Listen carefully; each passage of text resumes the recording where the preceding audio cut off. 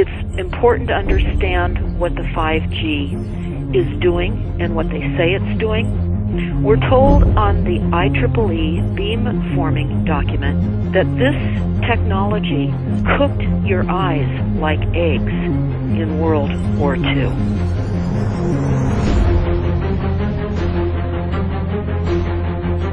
And you all need to understand these are military weapons. These are assault frequencies. If you garner nothing more than that, that's what you need to know. It's microwave radiation warfare, is what this is.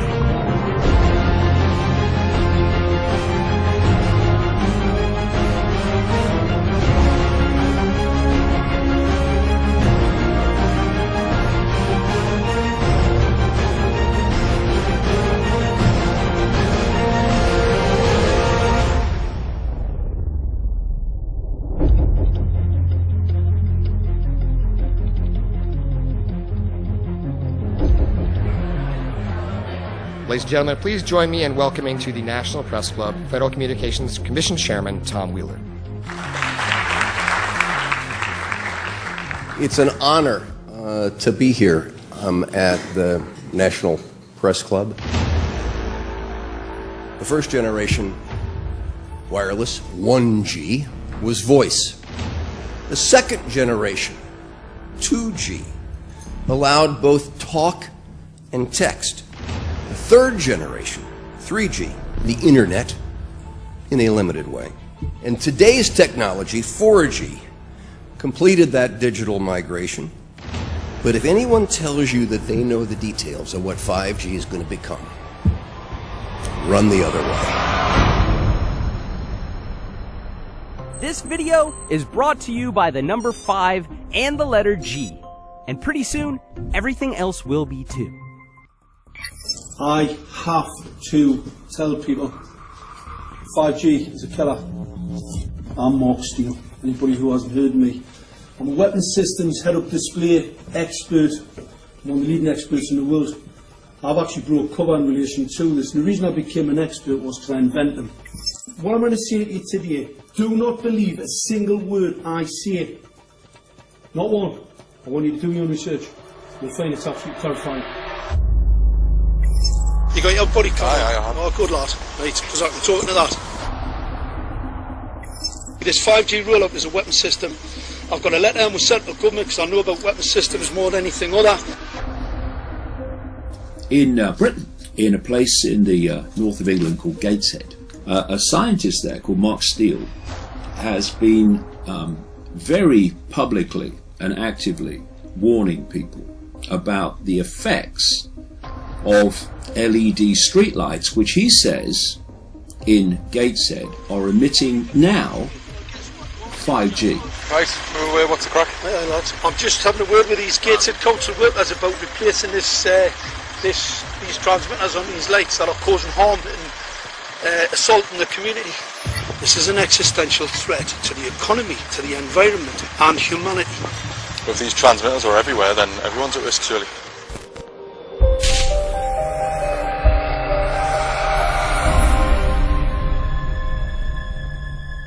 There's a lot of confusion about what 5G is.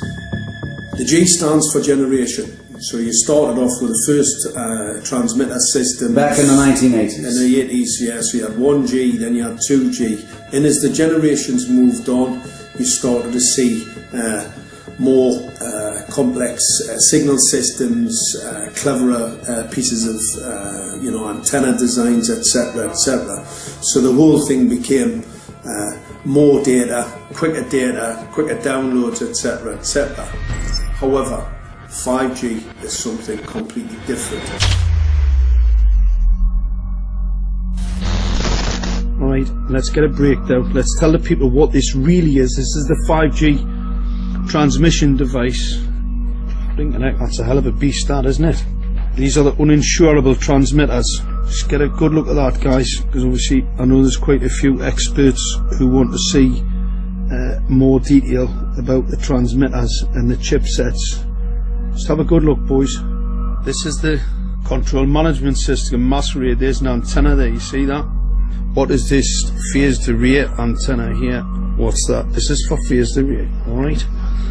As you'll see, it's got a driver, it's got some chip there. It's one chip. Look at the chipsets on this. This is your dystopian world. What did Gateshead Council say?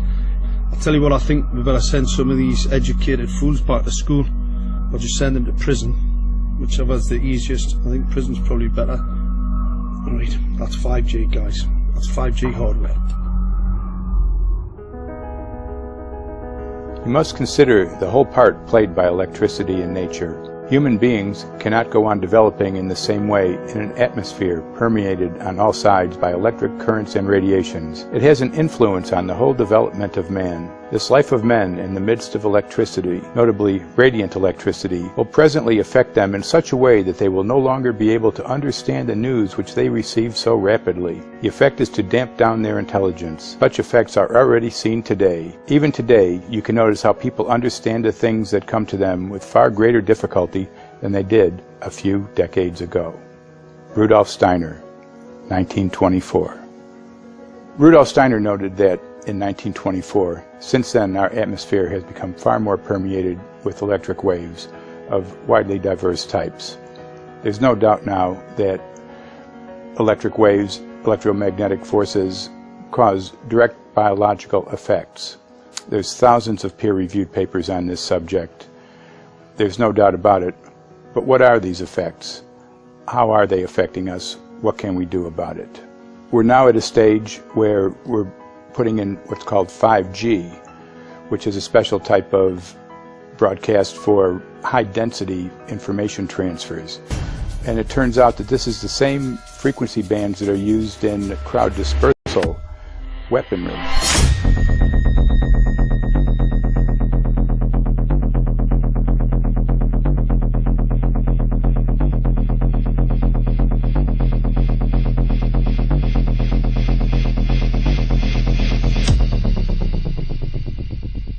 .5G, first and foremost, is densification. So it's significantly more transmitters in close proximity to a human, and it is also a sophisticated, illegal, unlawful transmitter. What I mean by that is it is a high gain dielectric lens antenna, and what that allows 5G transmitters to do is to 3D map its environment in your home. The 868 megahertz frequency is specific for battlefield interrogation systems, so sub-gigahertz. It allows the signal to travel through concrete brickwork with ease, and it can actually data gather. It is a target acquiring system. Phased array is basically radar off the battlefield. It is extremely good at identifying targets and being able to lock onto targets. And not only that, it can specifically target you as an individual. So any judge sitting on an interesting case, let's say, any lawyer, any barrister, anybody doing any work that is potentially controversial, your life could be at threat. So the antenna design that you currently have on top of these LED streetlights, masquerading as a control management system, is basically battlefield interrogation equipment. The first phased array unit was actually called Mammoth, used by the Germans during the Second World War to identify Allied aircraft. Obviously things have moved on significantly since then.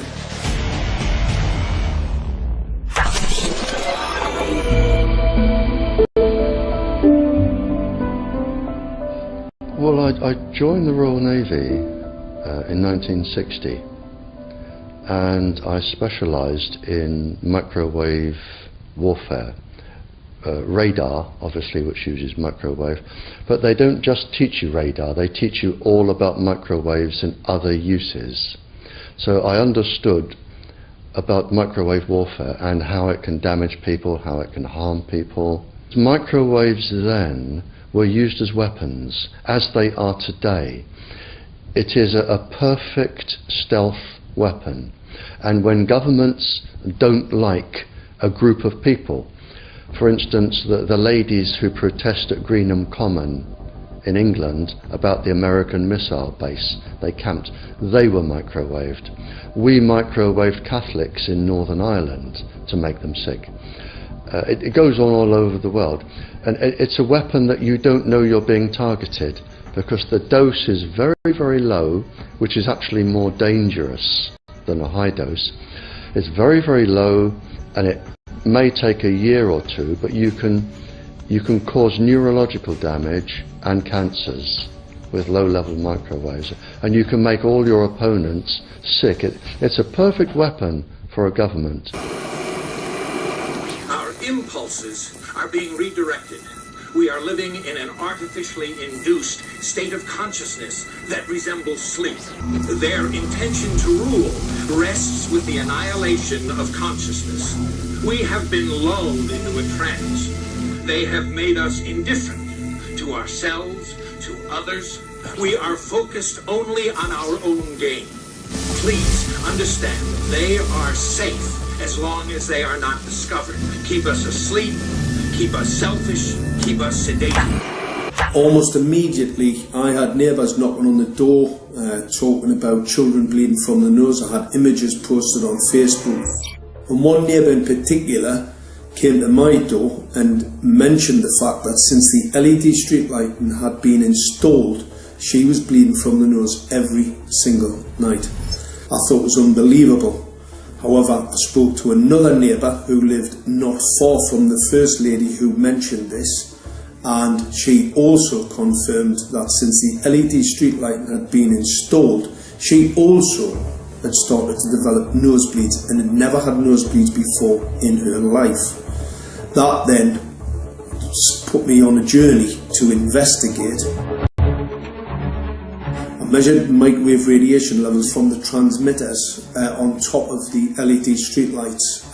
The basic 868 megahertz, it was significantly higher than the current Council of Europe 1815 resolution, which is a maximum of 600 millivolts. I've measured up to over 3,000 millivolts.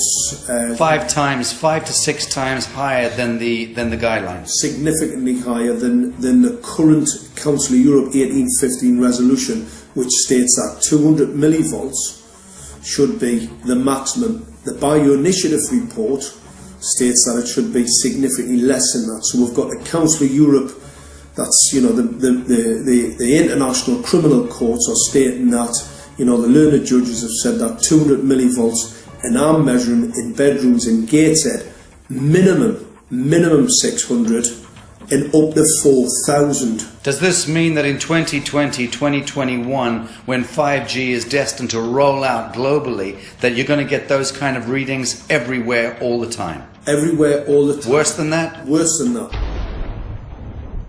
Yes, 5G will connect the Internet of everything. If something can be connected, it will be connected in a 5G world. Hundreds of billions of microchips connected in products from pill bottles to plant waterers, requiring massive deployment of small cells. We won't wait for the standards. Now, to make this work, the 5G build-out is going to be very infrastructure intensive. We must reject the notion that the 5G future will be the sole provenance of urban areas.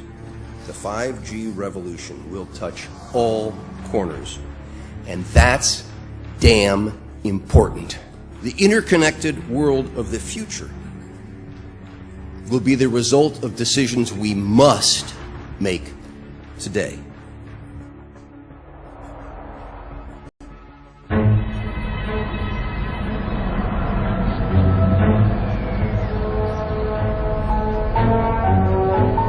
The main issue before us today is Senate Bill 637 and Senate Bill 894, the former by Senator Hugh and the latter by Senator Knopf. We're going to invite the first four witnesses in support of the legislation, and that would be John Jones with Sprint, David Lewis and Andy Emerson with AT&T, Neil Krevda with Verizon, and Frank Alcavetti Jr. with T-Mobile. So be straight with me. Is it true? It could be. No, well, very few cases. There was an unfortunate incident out in Iowa. Look, gentlemen, practice these words in front of the mirror. Although we are constantly exploring the subject, currently, there is no direct evidence that links cell phone usage to brain cancer.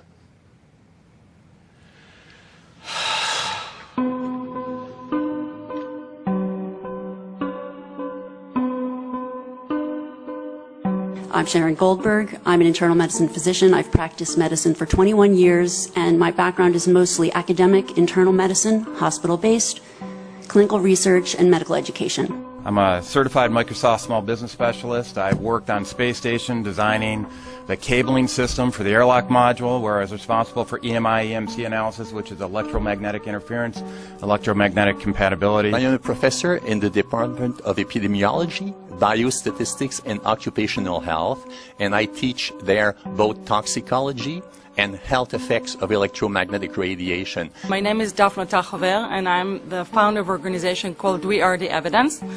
We are an organization that represents the many adults and unfortunately many children who have become very sick from wireless technology radiation. There seems to be a couple false Easter eggs being put out there right now. I want to make sure we dispel that right off the gate. The effects of wireless on health scientifically are very, very clear. So it's always pushed back to the definition of an acceptable level of radiation. And that's what this is, by the way. This is about radiation. Wireless radiation has biological effects, period. My name is Dr. Angie Kolbeck. I've been reviewing the studies showing the impacts of wireless radiation on our health, and there are now thousands of studies showing the following adverse health impacts to wireless radiation: cancer, oxidative damage, DNA damage, DNA failure. Things like memory, dizziness, anxiety, brain fog. Headaches, nosebleeds, cognitive problem, exhaustion. We have evidence of DNA damage, cardiomyopathy, which is the precursor of congestive heart failure. Short and long-term memory loss, decreased attention spans, lower reaction times, even involuntary contractions of muscles causing misalignments of spines and jaws. Breast cancer. We suddenly have breast cancer in women who have no DNA predisposition. Disrupted immune function and change in stress proteins, reproductive and fertility effects. There are dozens and dozens of studies that show beyond any doubt what this radiation is doing to our sperm. Now, if you take the cell phone out of your pocket, the sperm will recuperate within 3 to 4 months. What would not recuperate would be the damage to the DNA of the sperm. That is irreparable. The wife of the ex-governor of Indiana was diagnosed with glioblastoma.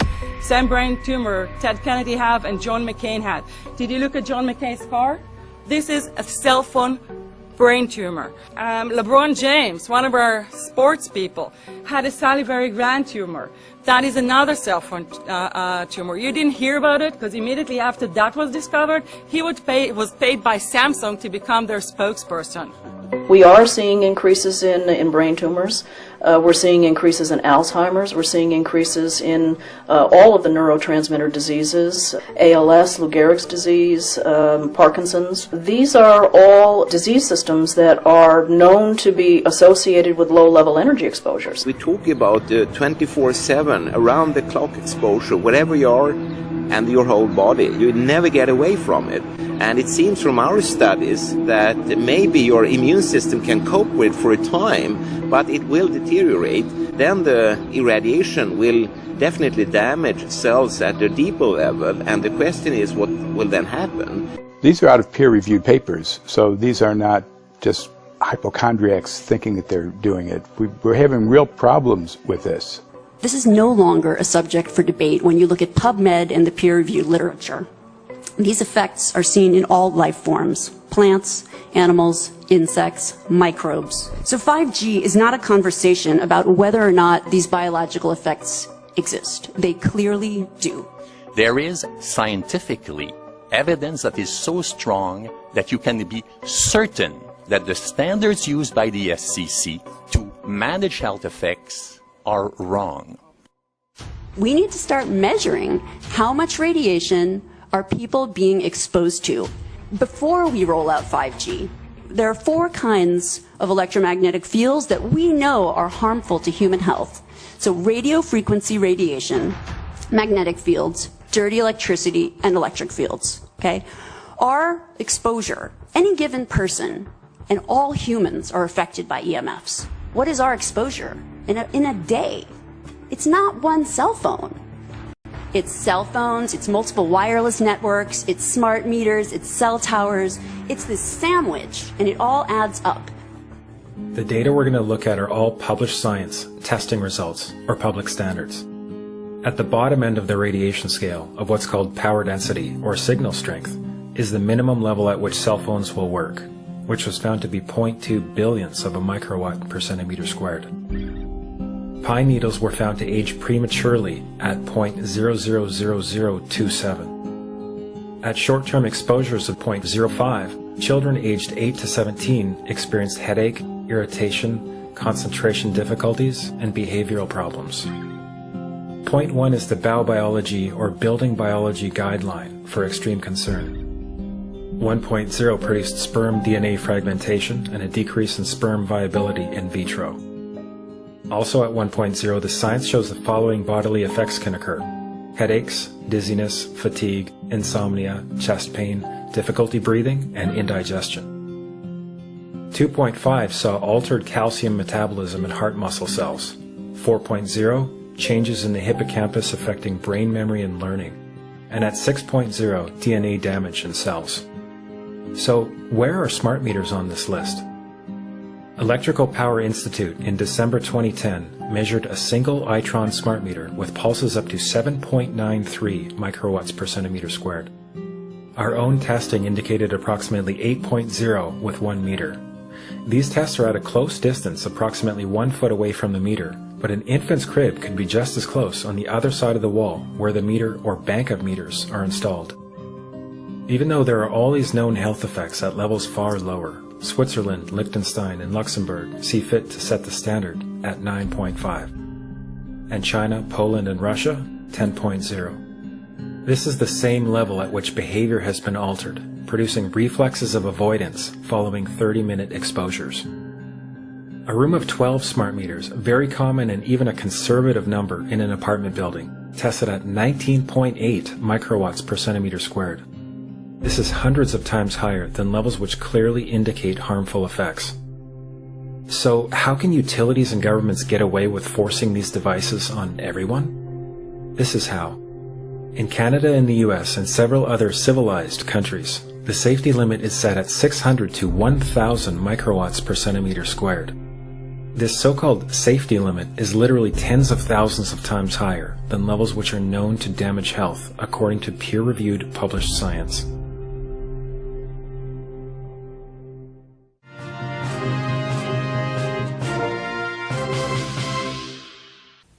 Faster, better, more reliable internet. That's the promise of 5G technology, but there is also the peril. Health hazards associated with radio frequency that is higher also and requires more transmitters and antennas.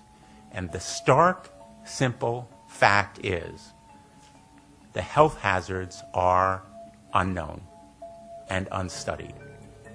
And that is a sign of neglect and disregard on the part of the Federal Communications Commission that seems unacceptable. There have been no answers so far. The FCC basically has said everything's fine, but in order to reach a conclusion about the health and safety of this new technology, we need facts. Mr. Chairman, thank you for having this hearing. 5G, as you well know, also uses higher frequency waves that don't travel as far and will rely on a network of hundreds of thousands, potentially millions of small cell sites. And the question then is, are there any health implications, any public safety implications to those additional sites that are likely to be located close to homes, schools, workplaces, and closer to the ground? Correct? Correct, Senator. Yes. So my question for you, particularly Mr. Gillen and Mr. Berry, how much money has the industry committed to supporting additional independent research? I stress independent research. Is that independent research ongoing? Has any been completed? Where can consumers look for it? And we're talking about research on the biological effects of this new technology. Thank you, Senator. I think, thank you for your focus on the issue. Safety is paramount, and as you alluded to, we rely on the expert agencies, we rely on the findings of the FDA and others as to the requirements to keep all of us safe. There are no industry-backed studies, to my knowledge right now. Happy to visit with you as to what opportunities you think there needs to be more studies, and we're always for more science. We also rely on what the scientists tell us. So essentially, the answer to my question, how much money? Zero. I can certainly follow up with you, Senator. To my knowledge, there's no active studies being backed by industry today. Anybody else know of industry commitments to back research, fund it, support it, to ascertain scientifically the health effect? No, I'm not aware of any. So there really is no research ongoing. We're kind of flying blind here, so far as health and safety is concerned. Thank you, Mr. Chairman.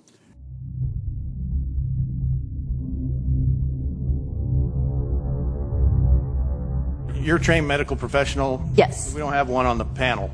What are we to make of the American Cancer Society, for example, telling us there's no evidence of harmful product? Many of these organizations have conflicts of interest.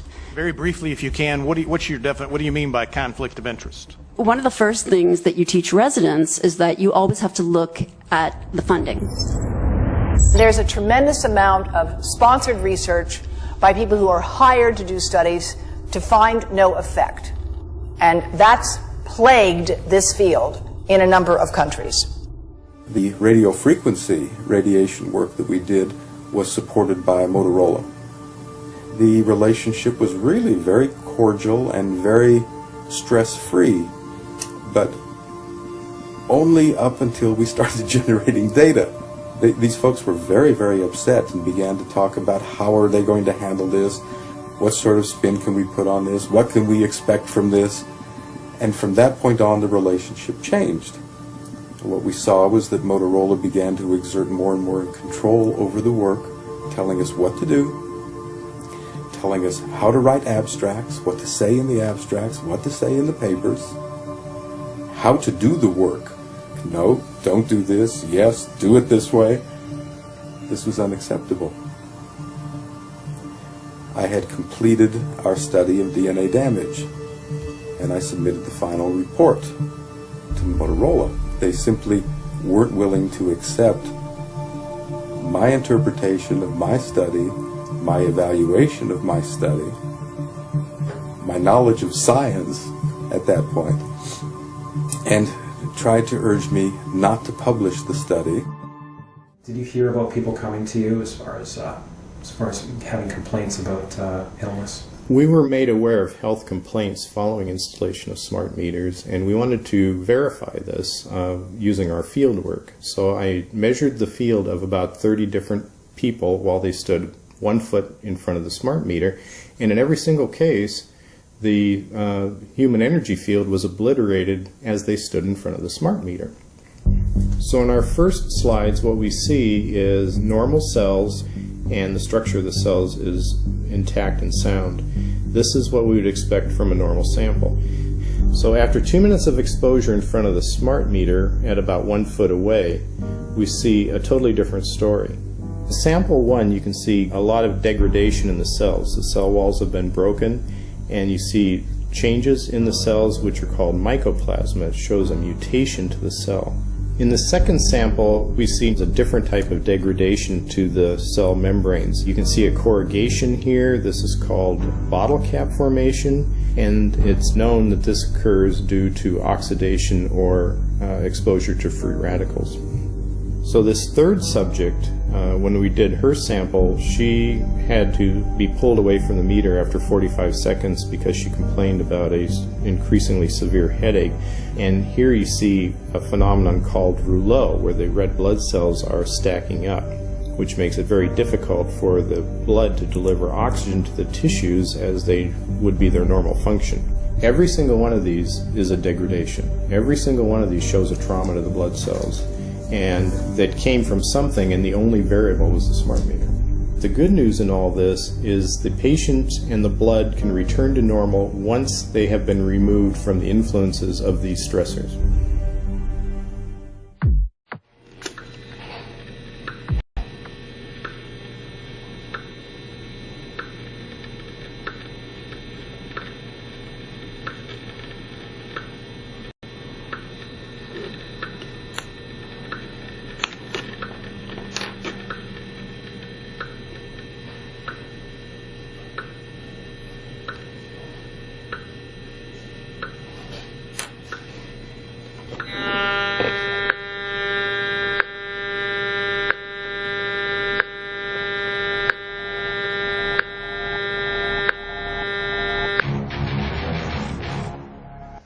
Some of the effects that we can look at, well, one thing is just our regular Wi-Fi, 2.4 gigahertz. That's in the same range as microwave ovens, which are also called radar ranges, because that is radar. 2.4 gigahertz is interesting. It's not the peak absorption rate in water for microwave frequencies, but it's at a point where it allows full penetration, because if it came in at the peak, it would prevent the insides from getting warm. So that's with basic Wi-Fi. Now when we look at 5G, 60 gigahertz, this is what they call active dispersal sort of weaponry, just to keep people back. It burns the skin. It doesn't penetrate, but 60 gigahertz is the frequency of oxygen molecule absorption. Since they have electrons that they share with each other, what we breathe is actually O2, pair of oxygen. So being bombarded with 60 gigahertz could very well impair our oxygen absorption rates in our body, and thereby the whole basis of our living system. Martin Pall says, putting tens of millions of 5G antennas without a single biological test of safety has to be about the stupidest idea anyone has had in the history of the world.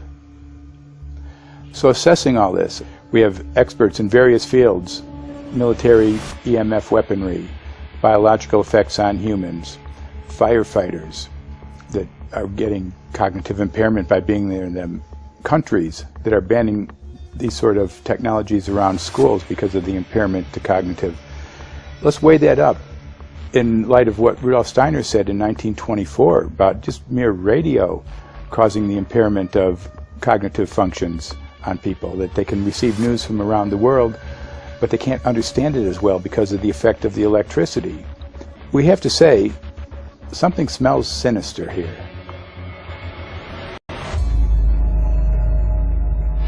With the 5th generation, it's actually a whole new ballgame. It's not using the same technology. They're switching to military-grade millimeter wave technology. And when you look at this technology, I mean, if you go and look at DARPA reports, come and look at some of the patents that the United States military has put out on what they can do with psychological weapons, all sorts of things, crowd control, active denial, anything you can think of, this is what they can do with 5G. So any type of military application you can think of which has an electromagnetic base, they can do with 5G. And they're putting this out blanket across the population. Ladies and gentlemen, the President of the United States. Good evening, my fellow Americans. In the councils of government, we must guard against the acquisition of unwarranted influence, whether sought or unsought, by the military-industrial complex. The potential for the disastrous rise of misplaced power exists and will persist. We must never let the weight of this combination endanger our liberties or democratic processes.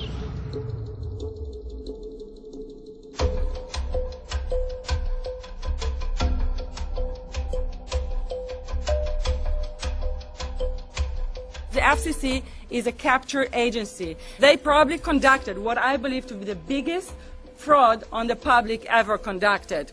The FCC has been described by Harvard University's Center for Ethics writer Norman Alster as the most captured agency in D.C., acting more as an industry cheerleader than a regulator. This is especially true today with 5G, where there are serious safety concerns and potentially misleading information coming from the FCC. For example, the previous chairman of the FCC is Tom Wheeler. He was the head of the Wireless Lobby Association for 14 years. Now remember, Obama told us there would be no lobbyists in his administration, so he took the biggest lobby and put him as a head of the FCC. And that's damn important.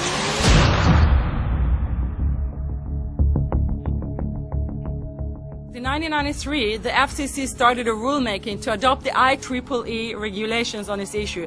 IEEE is an engineer association. Why is it that we adopt regulation of engineers who maybe know how to measure this radiation when it's passing a wall, but not when it's passing a body?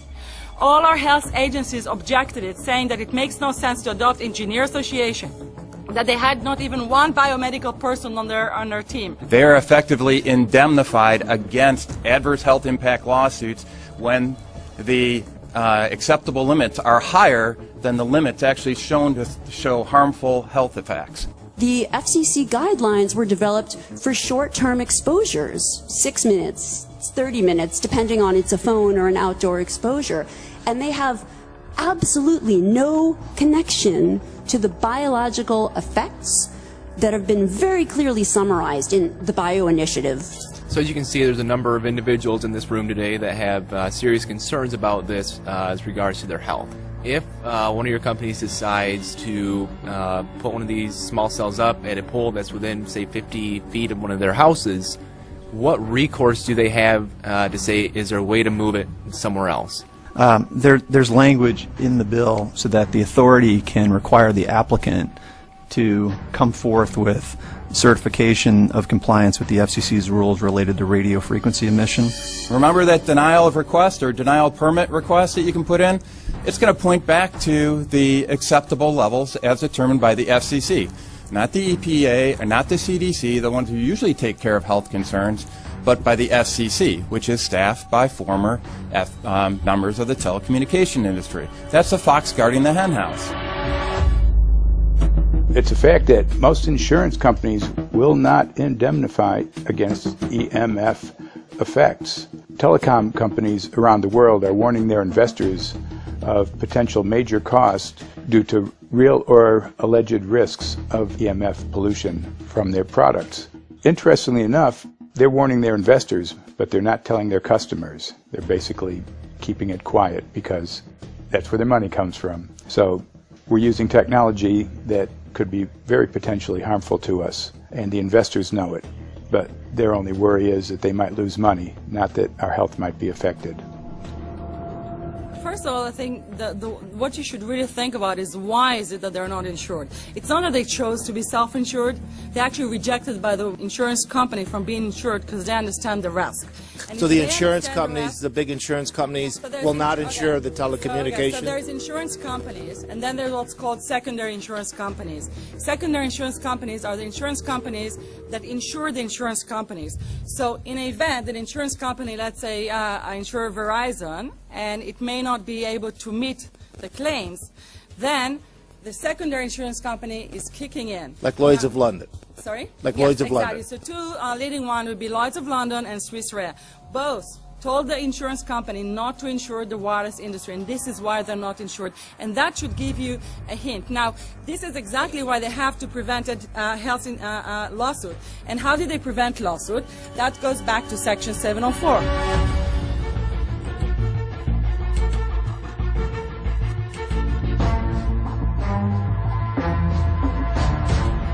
Section 704 was passed in 1996. This is how our rights in regards to health were taken away by the wireless industry.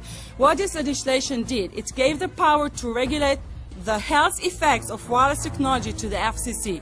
FCC is a spectrum auctioning agency. It's not a health agency. They don't even have one biomedical person on their team. And then the other thing that Section 704 did, It actually took the power from the states to regulate location of cell towers based on health. And what does it mean?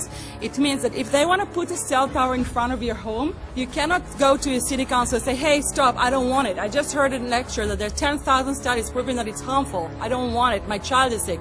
They will tell you, stop. You're not allowed to mention this in the city council because Section 704 says that if you will, and if the application will be rejected, the city will be sued, can be sued by the wireless industry.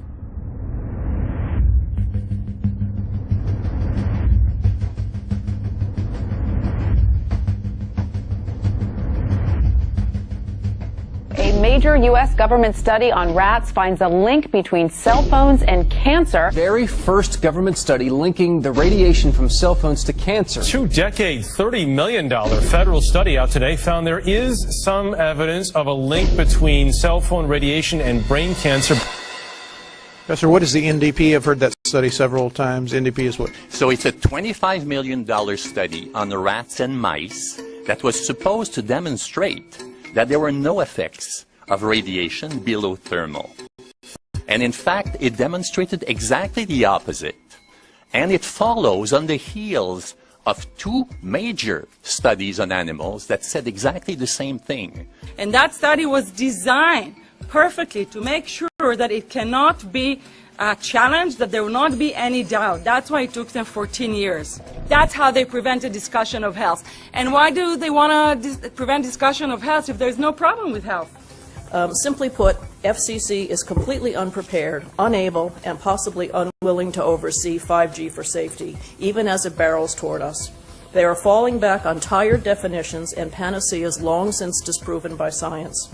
To make matters worse, recent FCC rulings and numerous industry-friendly bills passed at state and federal levels between 2016 and 2018 removed the last vestiges of local and state review over infrastructure siting, just when we need it the most. When those first studies were performed years and years ago, nobody knew about the importance of the microbiome, the role of the microbiome and the immune system, and even less the role of the microbiota inside our brains, that is, the microbes that are normally resident inside our brains, whose influence on brain function is nothing but immense. And you may think, well, who cares about the microbes? The less microbes we have, the better it is. Well, we know by now that this is not absolutely the case, because microbes are truly essential for the development and function of all our organs and systems. Our immune system is based on the microbes we have in our gut. And our brain also has microbes that influence its function. In tests, it's been found things like mold. If you grow mold inside a Faraday cage, it'll grow one way, and then, even if the electromagnetic fields are around, take the Faraday cage away, and some sort of 600 biotoxins are developed within the mold because of the effects of the EMFs upon it. Electromagnetic fields, even of weak quality, have an effect upon our microbiome, which is really essential to our whole being. This is going to eviscerate microbial DNA inside human beings, which is our effective operating system, number one. So it may not impact human DNA in laboratory experiments right now, and they're saying it doesn't impact human DNA. But given that human DNA is less than 1% of the cellular DNA in the human body, the rest of the cellular DNA is microbial, and we know that this will eviscerate microbial DNA. So we're talking about a takedown of the operating system of human beings. Exactly. I couldn't have put it better myself.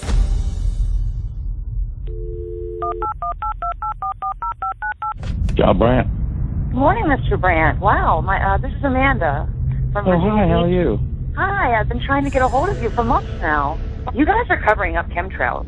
No, we are not covering it. We have no reason to cover up chemtrails. Of course, you have every reason to cover it up. Every reason. It's called What losing your reasons job. would that be? Oh, well, you personally, you would lose your job if you were to reveal anything to me, and it's probably unsafe for you to even be speaking about this, considering the types of individuals you work for. It's not unsafe. It is unsafe. There's no problem with us talking on, you're a citizen, you're making a complaint. Oh, Lord, have mercy on myself. It's a complaint in an area that we don't have authority to regulate.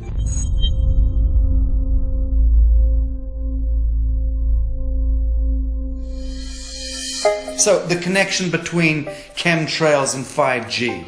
It's all interconnected. The metallized particulates, that would allow the 5G phased array, so basically the radar, that would allow it to be able to identify you, so it can watch you, it can identify you in your own home 24 hours a day, 7 days a week. For the last X amount of years, we've been through chemtrailing, and that is now the cat is out of the box. We've had these nanoparticulates raining down on humanity for years now, impregnating our bodies, by best account staying inside our bodies. Those nanoparticulates, what you're saying, are building up a kind of a phosphorescence glow capability so that we can be flagged up in our homes, behind concrete and steel, inside bunkers, in the basement, doesn't matter where you are. The 5G will be able to now triangulate, map and read you, because you as a living being are impregnated with these nanoparticulates, which are acting as a kind of transmission and reception technology. It's exactly, absolutely exactly. You have to consider that DNA also works as a fractal antenna, which is able to send and receive and also to process signals under the form of radio frequencies. Well, then there is no doubt that artificial radio frequencies, such as those of cell towers, and in particular these new types of towers that have a much higher density of signals, they may somehow interfere with the ability of DNA to retain and transmit biological signals. So this is one level of danger that very few biologists are aware of. How much effort was put forward to address this, what most of these people are, or many of these people are here for, which are the health concerns? Was there any dialogue back and forth? Was there any working, was there many studies evaluated to look at regarding this area? Maybe not every person that has concerns on the legislation was brought to the table. Okay, so from your perspective, you feel that there was a legitimate amount of time to evaluate the data that the opposition would have on this? Absolutely, and I wouldn't put forth something that I didn't believe in. And I'll tell you, as I mentioned earlier, and it's been commented several times amongst the panel here, this is truly an economic development issue. Our 3-year-old, again at home, is outraged when we pull out the driveway and he's not able to access Wi-Fi.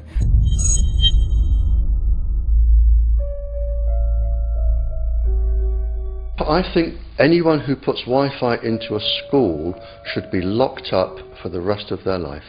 I really do. I think they're not fit to walk on the surface of this planet because they haven't looked at the research, and whatever incentive they have, it is not worth the genetic problems that parents are going to face with their children when they're born. France has banned Wi-Fi in nursery schools and put warnings out for regular schools because they're finding there's impaired learning capacity in children when they're around Wi-Fi. And they have to put up warning signs where they put Wi-Fi transmitters. When I got sick and I learned that they're putting Wi-Fi in the schools in Israel, I was very sick at the time, but I could not tolerate the thought that children in the schools will become as sick as I have. And after a few months of correspondence, I submitted a Supreme Court case in Israel to ban the use of Wi-Fi in the schools and replace them with wired network.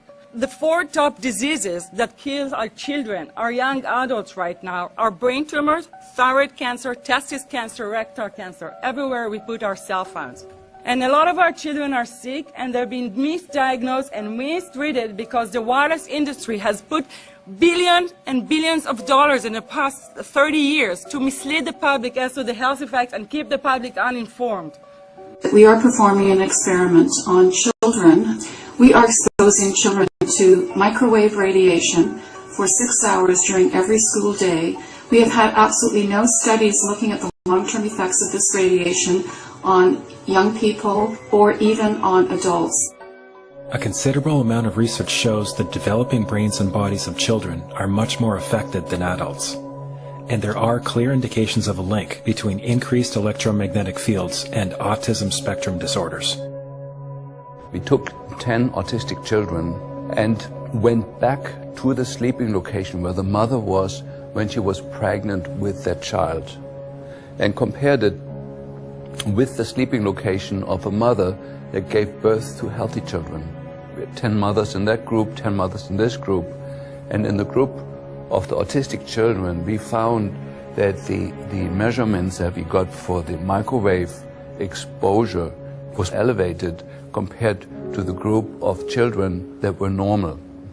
The fetus is affected. The exposure to man-made electromagnetic fields has become the first factor that could be isolated ever in autism that could predict autism. The fifth generation of wireless technology, or 5G as it's being rolled out worldwide without safety testing. Let me say that again, without safety testing. And how we've got scientists and doctors and environmental organizers saying, stop this. Because in terms of the effects of wireless radiation, the science is in.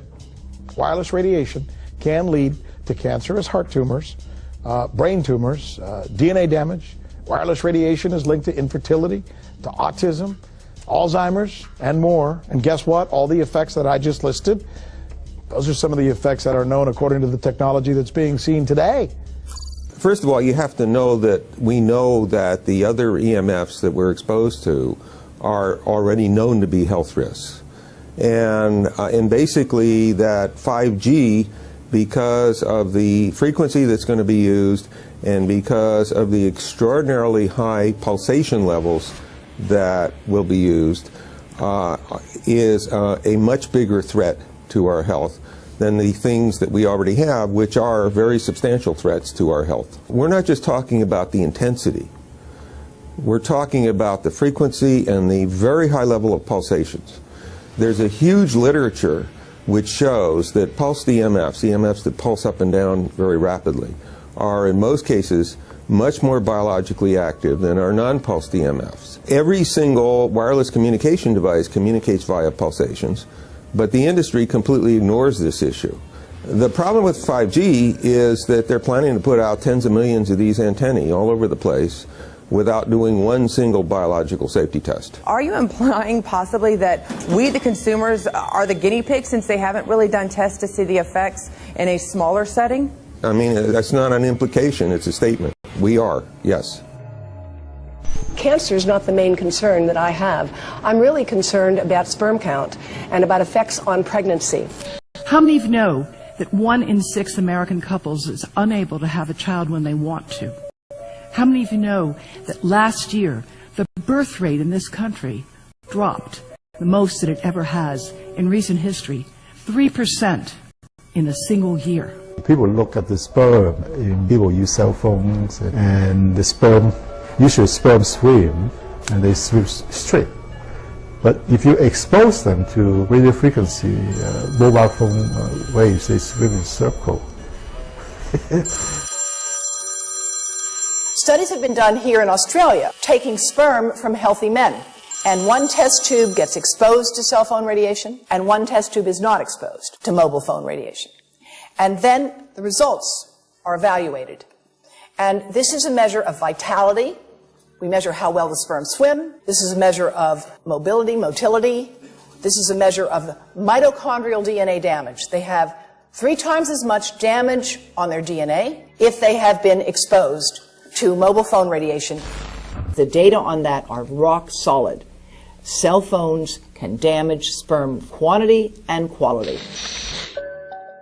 Your embryo, your uterus in the fetus, where your child is developing for the first 100 days, in the ovaries, the eggs do not have that protection. So they are at maximum risk from radiation. And for the first month or so, you wouldn't even know you were pregnant. You wouldn't even be taking precautions. That is the main danger area. So you give birth to a daughter, but her ovaries are now contaminated. She may be normal, she may be genetically damaged, but her ovaries are at the most risk. So when your daughter grows up and she becomes pregnant and has a baby, this is where one of these eggs will be fertilized and come out. So the real damage here is your grandchildren. That is where it is going to show most. Do you think that there is a chance that within the third generation of females they may be irreversibly sterile? Not in the third generation, but in the fifth generation, and that would for humans be something in the order of 150 years ahead of us. And of course, then it's too late to say that you are sorry, and it's very too late to say stop. There is a wealth of papers. I mean, we're talking about thousands of published papers in the scientific literature, few of which, or sometimes none of which, have entered the official documentations from authorities and likewise. So I think it's really time to have an independent compilation of data. Such was done at August 31st, 2007 in the form of the Bioinitiative report, of which I was one of the authors. And then we put together approximately 2,000 scientific references on a little bit more than 600 pages, clearly saying that if you, for instance, if you are a rat or a mouse or a cell or a molecule, you should definitely not allow yourself to be exposed to this. And in the meantime, we have this full-scale experiment using our own kids.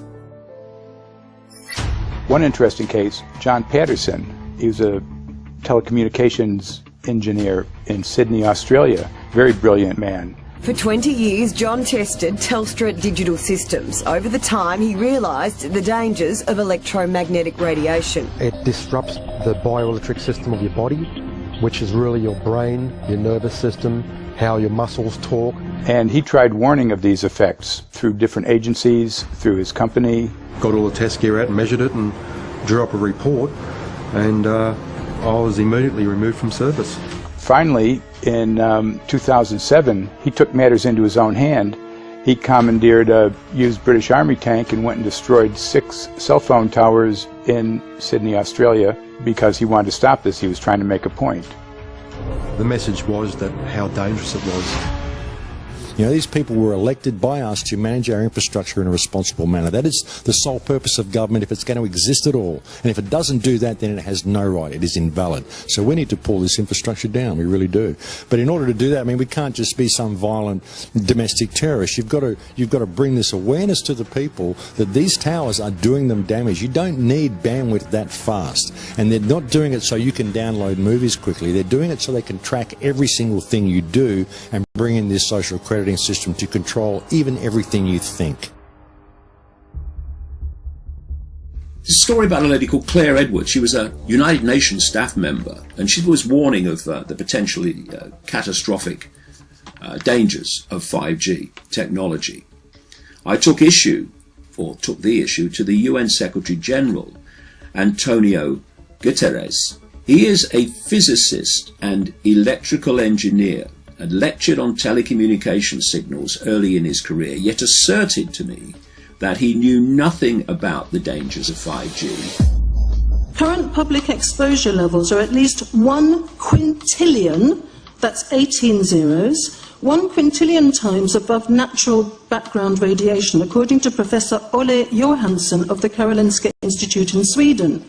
The highly dangerous biological effects of EMFs have been documented by thousands of studies since 1932, indicating that we may be facing a global health catastrophe orders of magnitude worse than those caused by tobacco and cigarettes. 5G is designed to deliver concentrated and focused electromagnetic radiation in excess of 100 times current levels in the same way as do directed energy weapons. There is currently an international appeal signed by 237 EMF scientists from 41 nations urging the UN and particularly the WHO to exert strong leadership in fostering the development of more protective EMF guidelines, encouraging precautionary measures and educating the public about the considerable health risks, particularly the risks to children and fetal development.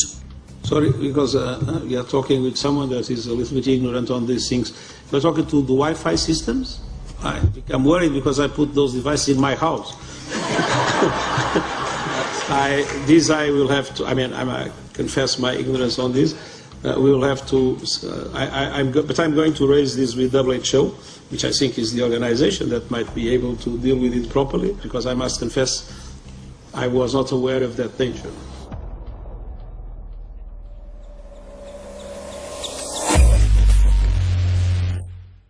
In 1996, when the Telecommunications Act was passed, in it was a provision essentially that kept local officials from addressing health issue concerns when approving or not approving a cell tower. So that's correct. But then something new is happening. We've talked a lot about it on the Solari report, thanks to Jason Bowden-Smith and his website EMF Warriors. But this is new. This is very, very new. So you're basically, sending out an appeal on something that in one sense hasn't happened yet. This is not just an incremental change. This is a big step up. It's a sea change. An onslaught's not an improper word. It's a bombardment.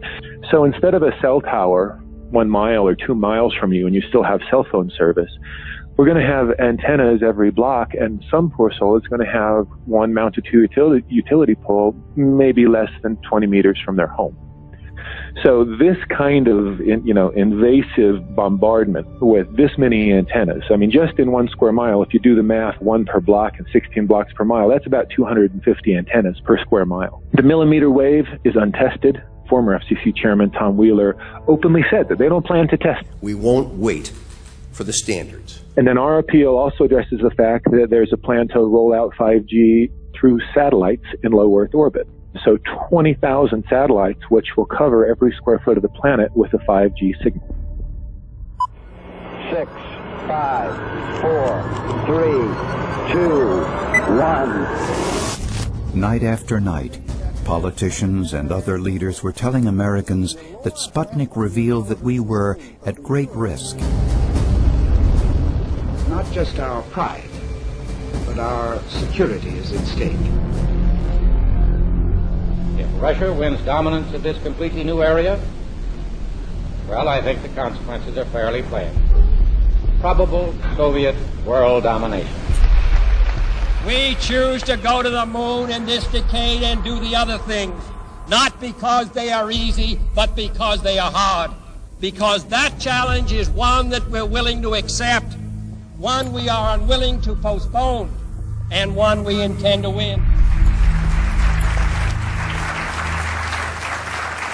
Welcome, everybody, to the White House. This is White House 5G Summit. My name is Justin Clark. I'm the Director of Public Liaison, and we are thrilled to have you here today. Really happy to be joined by a lot of leaders in industry, members of Congress and the Senate, White House leaders on this, and people from the FCC. Before we start, one, we are government, so don't assume we know anything, okay? I do agree. I don't know anything. I have become accustomed to giving speeches in my new position on subjects about which I frankly know very little, and we need more cell towers and connections in Connecticut, my home state. It's ridiculous. The U.S. is in the lead thanks to our private sector as well as the work of the FCC and this administration overall. But China and South Korea and many other countries are eager to claim this mantle. We have every intention to deploy 5G first and reap the benefits of faster and more robust wireless. Yes, I hope we beat China, of course. And get to gigabit speeds and low latency, and the race has begun. Let there be no mistake. The race to 5G is a sprint. Winning the global race to 5G, it's a national priority. We must bear in mind the national security implications of winning the race on 5G. Today we're talking about the importance of being first in 5G, continued commitment to putting America first in the race to 5G. We're calling it America First, 5G First. Well, our strategy is called the 5G FAST Plan, a plan to facilitate America's superiority in 5G technology. Connected devices for health applications, which I love, has the capacity to make people healthier, as I understand it, a lot of medical applications. Industry is not asking the government for money to build 5G networks. They're asking us to cut the red tape that surrounds infrastructure deployment. We cannot let today's red tape strangle the 5G future. The red tape slows and sometimes stops the building of densified network facilities necessary for 5G. As we continue our efforts to keep government out of the way so that America can continue its leadership for America to win the race to 5G. One path is the government regulatory path. The other path is the private enterprise, free market, gales of creative destruction, Schumpeter path. You ever heard that? Gales of creative destruction? It just means let it rip. The new replaces the old. With 5G, we're on the cusp of another era of American innovation. It means an even more connected world for everyone around us, unlocking the potential of the Internet of Things to become safer, healthier, and more sustainable for our future. You know, sometimes, look, we all believe in the 10th Amendment, but sometimes you have to override it.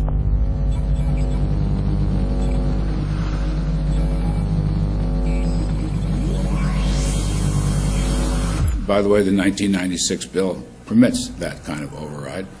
We're not here to be completely heavy-handed, but sometimes you got to do what you got to do. And some of these states or cities that don't want to cooperate want to shake us down. We can't allow obstacles and barriers to stop this movement. That's all.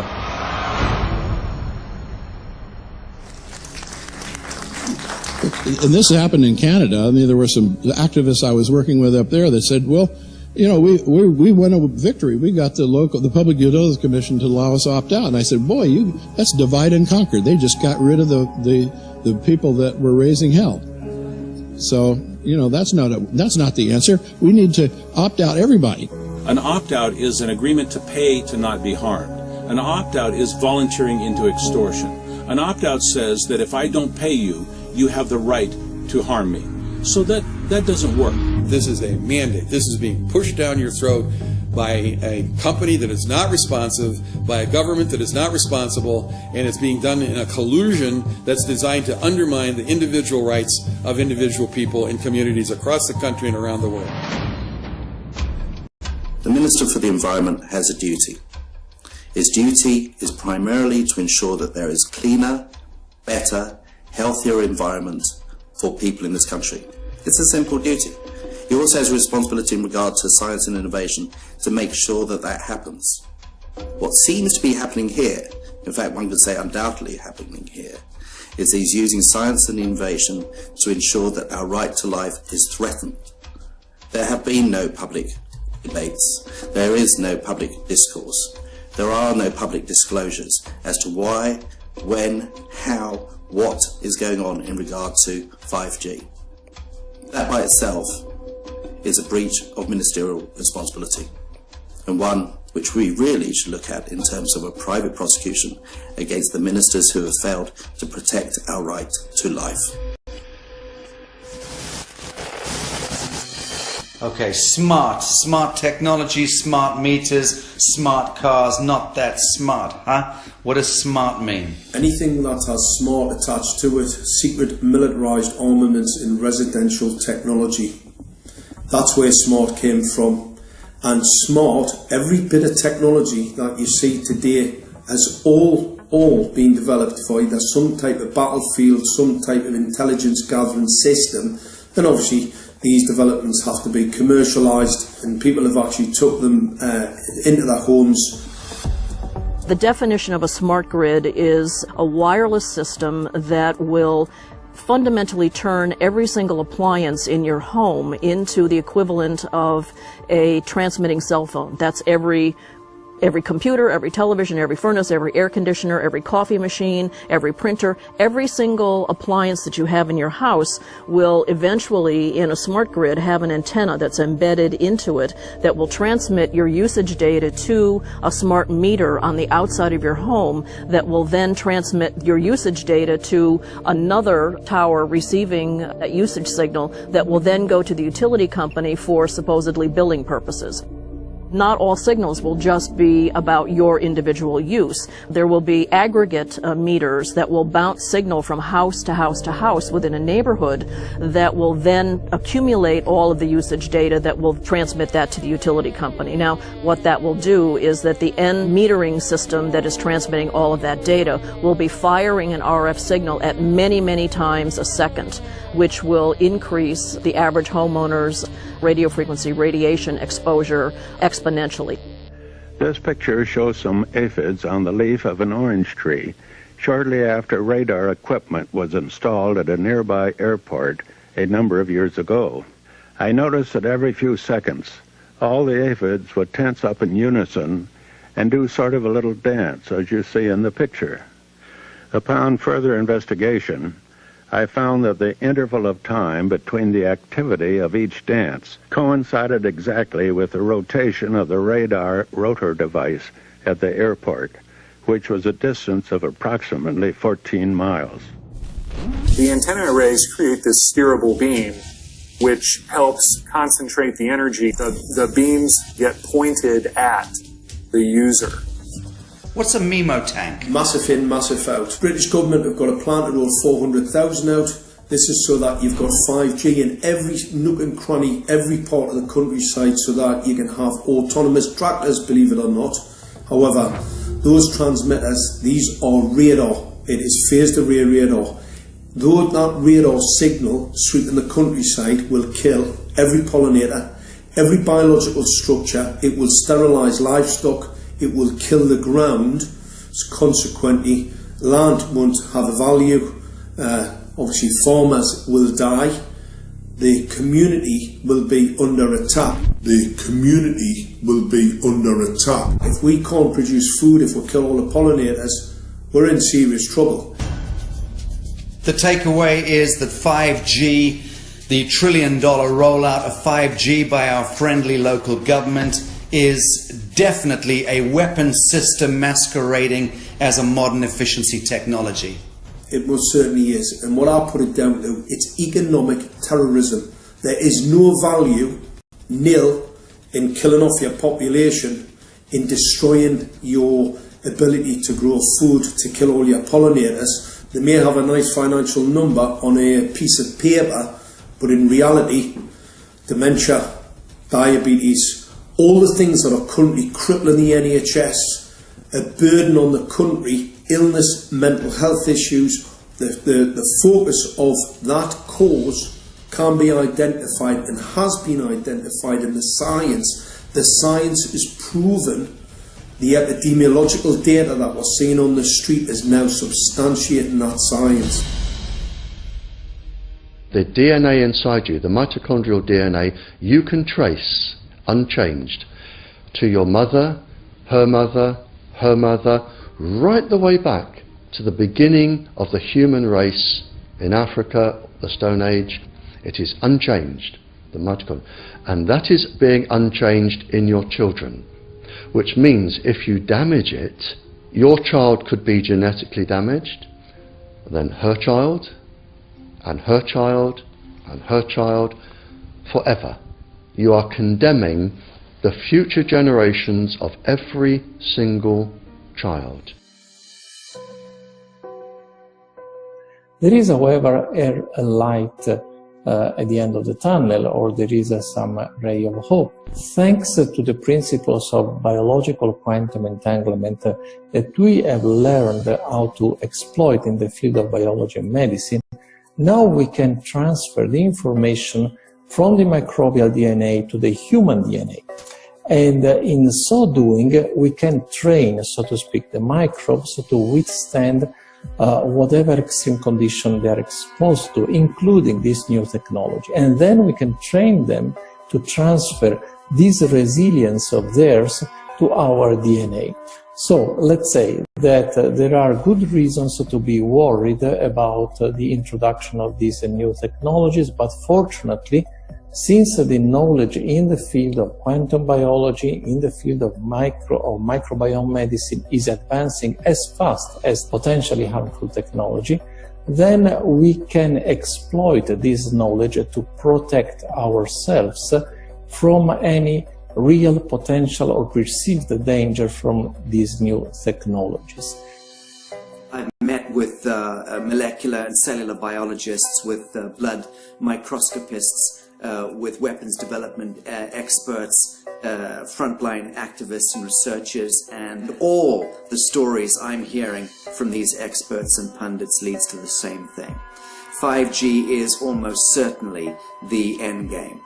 It is an extinction event brought into our homes, into our classrooms, onto the high street, into the very cells and DNA in our human bodies.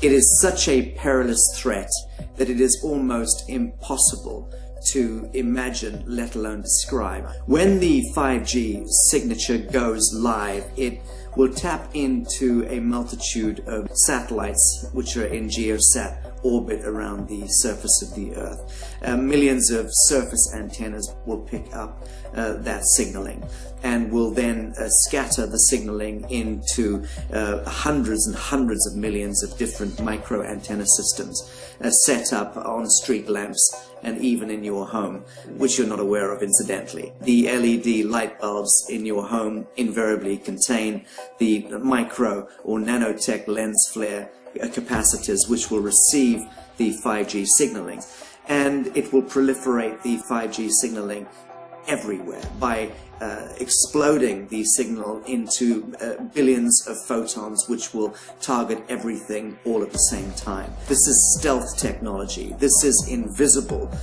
science. But what it means in simple terms is that you will be flagged up, visible, trackable inside your own home. Anywhere you move on the surface of the Earth, they will have a lock and load tracking capability over you.